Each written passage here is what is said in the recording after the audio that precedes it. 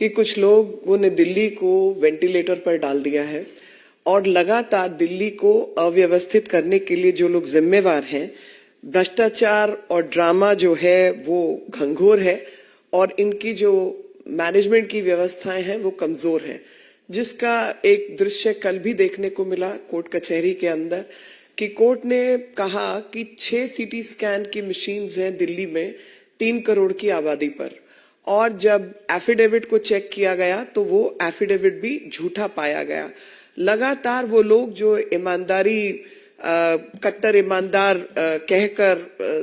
अपनी जगह पर बनाए थे और वायदा किया था, वही लोग कहीं ना कहीं भ्रष्टाचार की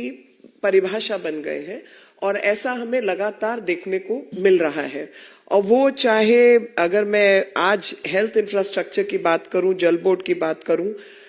5 समन ईडी के अवॉइड किए गए हैं और उन 5 समन्स के जाने के बावजूद भी ये व्यक्ति जो है ईडी के आगे नहीं गए। और किसी भी स्वास्थ्य सेवाएं जो है किसी भी राज्य की रीढ़ की हड्डी होती है और ऐसी रीढ़ की हड्डी को मजबूत करने की बजाय लगातार बर्बाद करने का काम किया। अभी तक शराब घोटाले में जहां पर 2000 करोड़ 2500 करोड़ से ज्यादा जो है वो ईडी ने आकलन किया है कि पैसा जो है वो चुराया गया है देश का,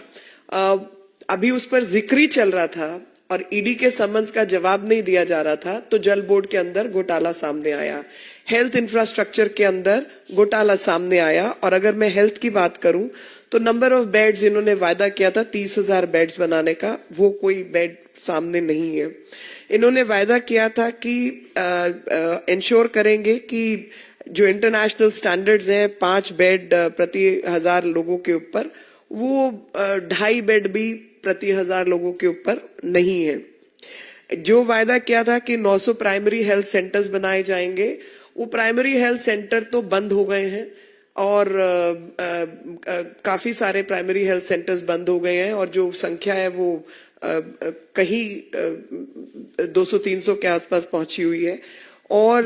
जो प्राइमरी हेल्थ सेंटर की जगह पर सब हेल्थ सेंटर्स के नाम पे वो मोहल्ला क्लिनिक जो है वो बनाए गए और एक एक जो टिन शेड कहूंगी मैं, जो माचिस की डिब्बियों के बराबर जो इन्होंने पोटा कैबिन बनाए हैं, वो भी 50-50 लाख 40-45 लाख का एक एक खर्चा इन्होंने बताया है। जो सेंट्रलाइज प्रोक्योरमेंट स्कीम थी ड्रग्स की, वो ड्रग के प्रोक्योरमेंट में बात हुई थी पारदर्शिता की, ट्रांसपेरेंसी की, वहां पर सबसे ज्यादा घोटाला जो है वो उसमें पाया गया सीपीए के अंदर और कॉस्ट इफेक्टिव मैनर ऑडिट की रिपोर्ट है, वो भी काम इन्होंने ठीक से नहीं किया है। बजटरी एलोकेशन जो हेल्थ इंफ्रास्ट्रक्चर की है वो भी आप सब जानते हैं कि उसमें भी गड़बड़ है, पर क्योंकि ये मामले अभी कोर्ट कचहरी के आगे हैं, झूठा एफिडेविट इन्होंने फाइल किया है, तो एक नया घोटाला सामने आता है, जल बोर्ड का घोटाला, हेल्थ इंफ्रास्ट्रक्चर का घोटाला। और इनके जो आज ईडी ने काम किया है, जो आप ही लोगों के माध्यम से जो हमारे सामने कुछ डिटेल आई है, उस डिटेल में यही पता चला है कि इनके 2 लोग जिसमें